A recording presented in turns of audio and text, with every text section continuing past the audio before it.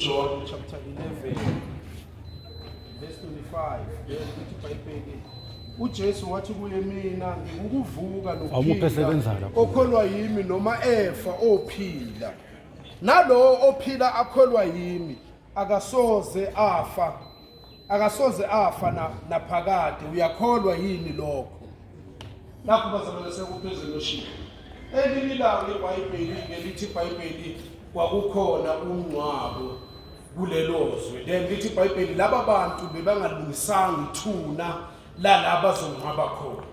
then lithi uma befike emathuneni kwakukhona ithuna lomprofeti kaNkulunkulu Elijah then lithi iBhayibheli kwakungavalekanga amathambo akhe kuleya ndawo but ngoba babona impi istate yokuthi bakwazi ukulungisa bavela bamlahla kanti inyama namathambo kamgotshwa kuyothintana avuka phila.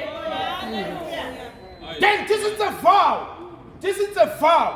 uKristu ayilethana uthi offer akholwa yimi. It's a vow, it's a statement, it's not a question, it's a statement. Uthi offer akholwa yimi uyophila yi-statement lesi esithi sekuphuma kuwe ukuthi ufuna ukufa noma ufuna ukulala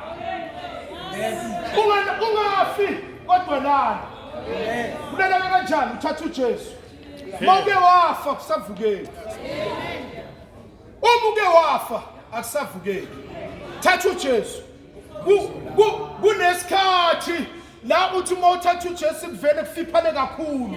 kanti umthetho wakhona vela bake bambuza noJesu ukuthi uma ingane izelwe ikhlipuni ubani onile athi akulutho inkinga kwamele kubonakala amandla awukwazi ukukhola ungena testimony